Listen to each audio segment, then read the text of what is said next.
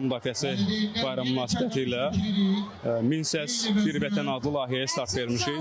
Sözügedən layihədə gördüyünüz kimi paytaxtın musiqi və incəsənət məktəblərinin şagirdləri iştirak edir. Bu şagirdlər bizim ümumi şagirdlərimizin bir qismidir. Xor və xoreografiya istiqaməti üzrə.